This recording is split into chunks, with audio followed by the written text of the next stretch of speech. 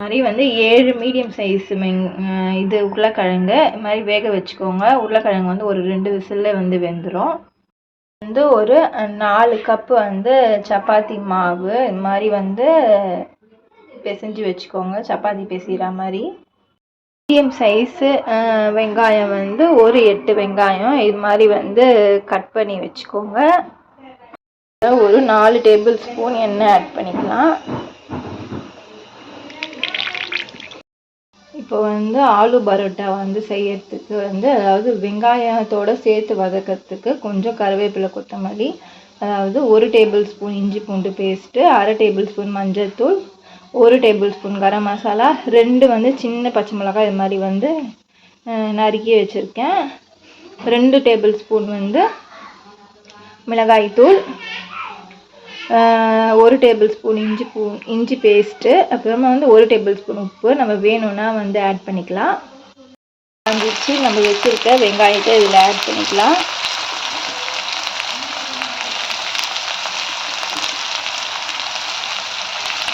வச்சுருக்க உப்பை ஆட் பண்ணிக்கலாம்.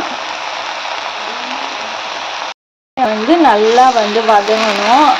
வதங்கினாதான் வந்து உங்களுக்கு வந்து சப்பாத்தியில் வந்து போட்டு வந்து தட்டும் போது வந்து வெங்காயம் வந்து நறுக்குன்னு அது மாதிரி கடி வந்து இருக்காது. உங்களுக்கு வந்து அது வெங்காயம் சப்பாத்தியோட சேர்த்து சாஃப்டாகிடும்.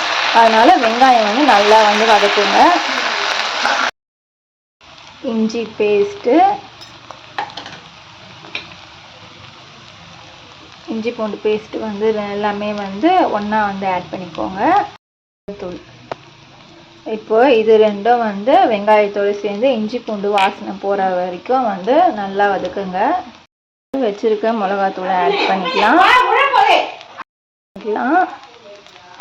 மசாலா இது வந்து ஒரு 10 நிமிஷம் வந்து அந்த இது மிளகாத்தூள் வாசனை எல்லாம் வந்து போகிற அளவுக்கு வந்து நல்லா வந்து கொஞ்சம் வந்து வதக்கிக்கோங்க.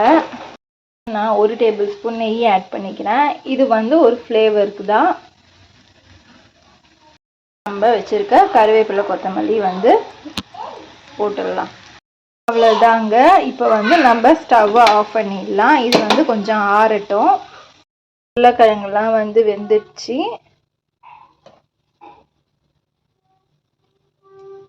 இப்போ வந்து இது வந்து கொஞ்சம் ஆறினோடனே வந்து இது தோலெல்லாம் உரித்து வந்து அப்படியே வந்து நம்ம மேஷர் இருந்தால் நீங்கள் அதில் வந்து போட்டு பிசைஞ்சிக்கோங்க. நான் வந்து கையிலே இல்லைன்னா ஸ்பூனில் அது மாதிரி வந்து போட்டு ஒன்றும் பாதியமாக உருளைக்கிழங்கு கொஞ்சம் தெரிஞ்சால் கூட வந்து ஓகே, ஒன்றும் இல்லை, நல்லா வந்து பிசைஞ்சிக்கலாம். இப்போது தோலெல்லாம் வந்து உரிச்சாச்சு. இது மாதிரி வந்து கையிலேயே வந்து நல்லா வந்து நசுக்கிக்கோங்க. வச்சுருக்க அதாவது இந்த மாதிரி நசுக்கின உருளைக்கிழங்கை இதில் வந்து ஆட் பண்ணிக்கலாம்.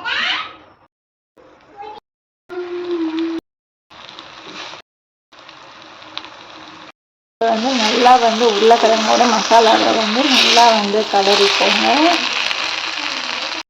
அவ்வளோதாங்க. இப்போ வந்து நம்ம கேஸ் ஆஃப் பண்ணிடலாம். இதோட வந்து மிக்சிங் வந்து ரெடி ஆகிடுச்சு. இப்போ வந்து நம்ம சப்பாத்தி தரட்ட ஸ்டார்ட் பண்ணலாம். இது வந்து கொஞ்சம் நேரம் வந்து நல்லா வந்து ஆறணும். இது மாதிரி வந்து சப்பாத்திக்கு உருண்டை ஊட்டி வச்சு இப்போ தரட்ட ஸ்டார்ட் பண்ணலாம்.